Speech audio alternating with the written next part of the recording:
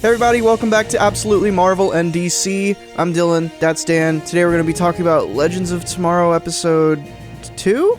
3? 2, right? 2. Something like that. Yeah, I think it's an episode.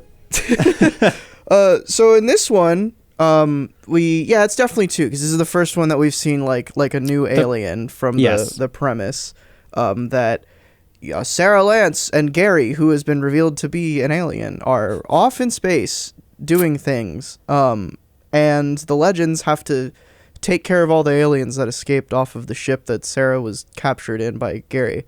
Well, they got to try and find them so that they can interrogate them to figure out where Sarah is.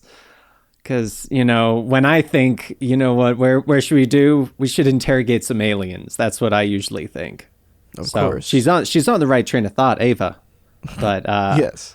So first off, this entire episode had so much of that's cool and that's funny, but then more importantly, oh my gosh, that is disgusting. I am not sure if I'm going to be able to eat special sauce at any fast food restaurant ever again. Because that's so at first, with the aliens showing up, I wasn't sure how it was going to go, whether or not it was going to be lame, weird, whatever, what have you. I was not expecting them to start off by saying, hey, we've been feeding people goo that has come off of an alien chrysalis. Yeah. And I immediately lost my appetite, which is funny because we were both just talking about how we were talking about getting food before discussing this. Yep. I don't know about you. I mean, obviously you didn't. It kind of looked good to me. The sauce? Yeah. Okay, the sauce, it looked exactly like Freddy's fry sauce from this burger place that I have, and so I had to try and disconnect it because I love Freddy's and I don't want to be eating that and then go, this could have been an alien that went through someone's ceiling and fell onto their plate. I thought it was an interesting episode. I thought it had a good amount of humor in it. I liked Bayrod and Z and Zari in the restaurant, as well as Nate in the restaurant.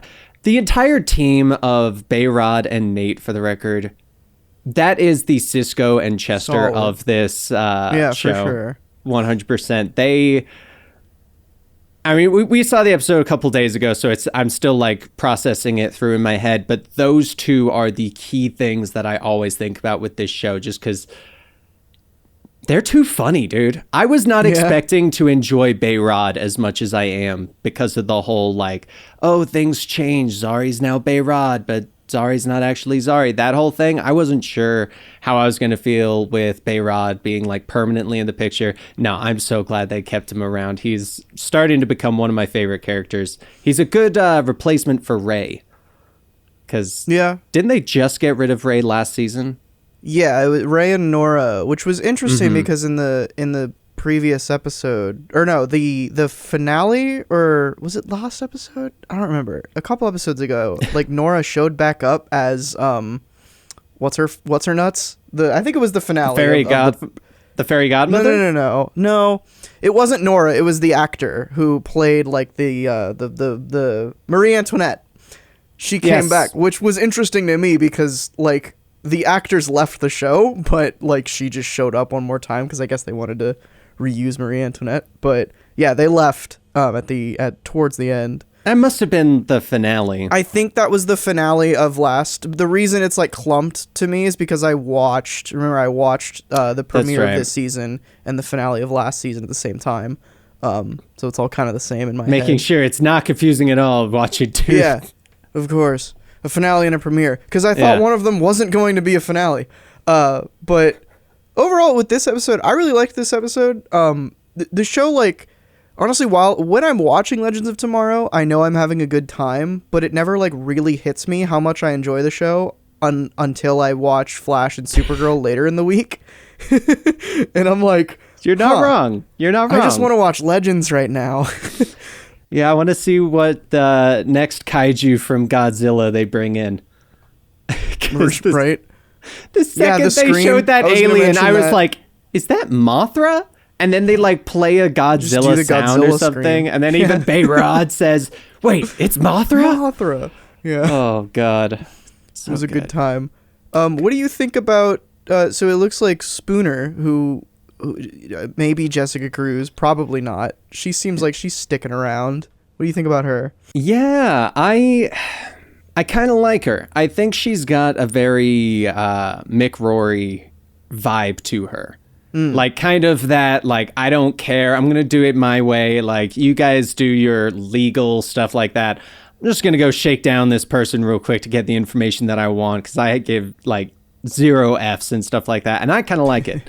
I think it's a personality that the show needs, because I feel like every season they do bring in a new personality, whether it's humorous, whether it's cold, whether it's like not mean, but more blunt.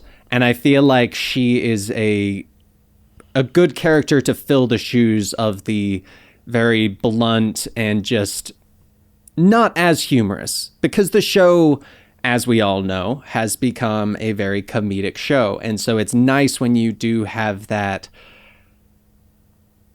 aspect to it that's not just humor. So it still it makes the others seem funnier because she's not trying to be funny. Does that make sense? Yeah, the straight man, very important in comedy. Exactly. Someone just to show how absurd everyone else is being. Exactly. What do you think? I was gonna say it's interesting that you said that she reminds you of Mick, because I looked this up to check. I'm pretty sure Dominic Purcell, who plays Mick Rory in the show, is leaving. Oh, really? So maybe she's here to so maybe fill that's that. Exactly what I was. That's funny. Yeah. Okay. And I like her. I think I was a little annoyed in this episode with like I'm sure they have plans for her character, and I think I'm going to be annoyed with her powers until we get more information on what they are. Right. Because at first it was like an alien implant, but then Gideon couldn't find anything, so it's clearly like she just has some power. Like, is she an alien? Is she part alien? Like, what? Is she just a meta? Like, and it's gonna bother me until then, because it's like she's like so headstrong because she's, you know, a conspiracy theorist. Right. It's like I'm very interested to see where they go with that. But also, I feel like if they're not careful, it's going to be a little annoying, like shoving this random character to the forefront while we have all these other characters who have been around for so long. But yeah, I like her so far. I think she would be an interesting replacement for Mick if they take her up a notch. Maybe turn her into Jessica Cruz. I don't know. I don't think that would work. But see, I feel like if they like theorizing of if she was Jessica Cruz and going forward with that, it would be interesting, because when Jessica Cruz first became Power Ring, she had, I can't remember the guy's name, Carthoon, or I'm going to say Carthoon. Volthoom, I think? Volthoom, I think that's what it was. She had that voice in her head. And I'm wondering if that's kind of like something that they're going off of, because she said that she got kidnapped by aliens and then they implanted something in her head and now she can hear these things. And I'm wondering if they're going to kind of use the Volthoom being that thing that she's hearing in her head, and that's what leads us into the powering Green Lantern, that kind of thing. Now, do I think that it's actually going to happen? Not very likely. Do I think it would be kind of cool? Yeah, I think it would be pretty cool if we got powering Jessica Cruz. You can tell that they're either trying to tease or make you want to think it's Jessica Cruz, because of the fact that her last name is Cruz and it's aliens, and that's like in comics in DC, you do connect those two names together with Green Lantern, Jessica Cruz kind of stuff. But they're also force feeding the Spooner down, that it's like, is this just like an Easter egg name kind of thing? I have a feeling the writer who called her Cruz doesn't know who Jessica Cruz is. Oh, yeah? It's just a coincidence. Because that would be funny. They call her Spooner more than they call her, you know, anything else. And also, this character could be a comic book character. I don't think it is. But it could be some obscure, like, Silver Age character. This is true. But Legends usually doesn't do that. They kind of just create a lot of... Like, Legends itself, Legends of Tomorrow, was not a DC thing until this show. There's been a Legends of Tomorrow comic since then. But This is a pretty irregular thing in terms of the comics, but yeah, I don't know. It's interesting to see what they're gonna do with her character. But yeah, I will say one thing about before we move on to like the Sarah and Gary B plot of this episode. Yes, I want to say I was frustrated that it wasn't Big Belly Burger until it was Big Belly Burger. Did you have a similar, like, why didn't they just, because in the episode, if you don't remember, it's called like Big Bang Burger, but something like the like CW that. The CW has Big Belly Burger, which is like its own like burger chain that they've been doing the whole time. And See, I had forgotten that the Big Belly Burger was like the CW thing, but when they said it, I was like, there's something about that name that's off. Like it was there, right, but it wasn't. But now you mention it, I was like, that's why it would connect. And then later in the episode, they swap it over, and it's like, okay, I see what they're doing. But I don't know. I liked it. I thought it was a good episode. It definitely went in a direction that made me interested in seeing what the rest of these aliens are going to do. Because my first thought was, alien's going to show up, alien's going to kill people, they're going to go deal with the alien. I never would have thought alien forms a chrysalis and then they eat the goop from the chrysalis. Like, that was never even a consideration. And so if they're going to be that creative with the very first Mothra, basically, I'm curious what the rest of them are going to look like. Yeah. It's going to be interesting to see the creativity behind what these aliens are doing and how they are messing with the timeline in the way that they do. So I got hope. Same. So. Yeah, this episode definitely proves that they don't really care about doing like alien tropes. They're just going to do whatever they want and then stick the fact that it's an alien causing it later, like, onto it later, which, like, fair enough. Like, I mean, case in point, the Amelia Earhart thing, moving on to the B plot of this episode. Yes. Sarah and Gary run into Amelia Earhart on some purple planet, but it's not her. It's like some freak.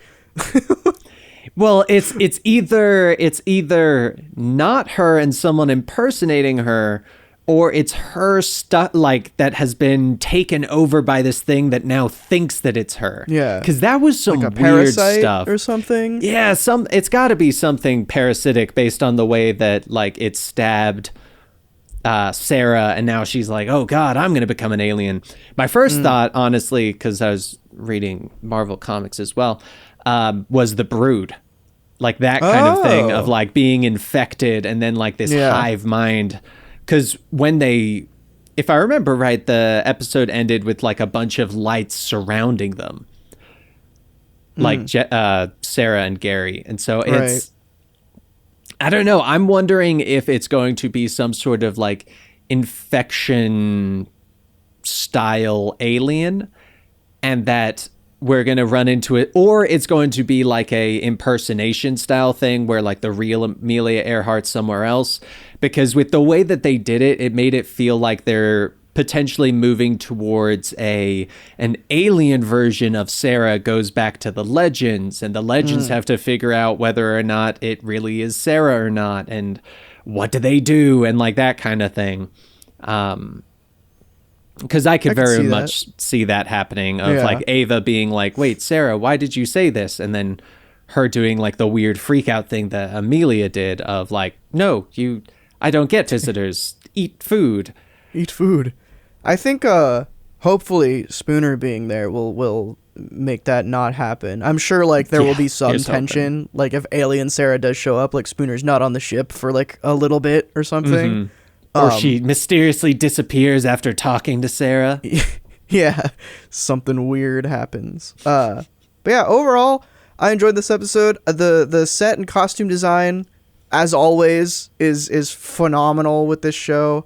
They like whoever more so than most of the other CW verse shows. Like they kind of all of this show's budget goes into set design and wardrobe, which I very much appreciate, especially in a time travel show. So the groundwork has been laid for, I think, a pretty solid season. So I'm excited. Here's hoping. Yeah. But. All right. Well, I feel like these discussions are going to be shorter than normal because Dan and I just kind of like this show. It's a good show. Yeah, but if we have something critical to say, we'll say it. So stay tuned to see if that happens. Maybe it'll go off the rails. Who knows? Stay tuned.